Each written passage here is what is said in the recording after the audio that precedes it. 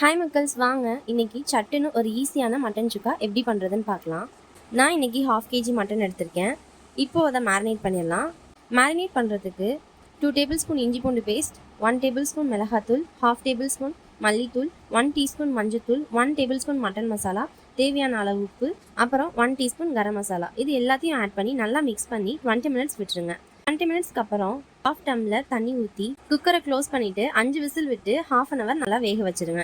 இப்போ கடாயில் oil 3 table spoon add பண்ணி 1/2 டேபிள் ஸ்பூன் சோம்பு போட்டு பொரிய விடுங்க. பொரிஞ்ச உடனே ஒரு வரமிளகா ஆட் பண்ணிவிட்டு அப்புறம் 10 சின்ன வெங்காயத்தை 2ஆக கட் பண்ணி அதையும் ஆட் பண்ணிடலாம். ஆனியன் லைட்டாக கலர் சேஞ்ச் ஆகுறப்ப 5 முந்திரியை 2ஆக உடச்சி வச்சுருக்கேன், அதை ஆட் பண்ணி வதக்கிட்டு வேக வச்சுருக்க மட்டனையும் ஆட் பண்ணிடுங்க. வேக வச்சுருக்க மட்டனை ஆட் பண்ணி தண்ணி நல்லா ட்ரை ஆகிற அளவுக்கு கிண்டி விடுங்க. இப்போ பாருங்கள், தண்ணி எல்லாமே இஞ்சிருச்சு. இந்த டைமில் 5 பூண்டை நல்லா இடித்து தூவி விடுங்க.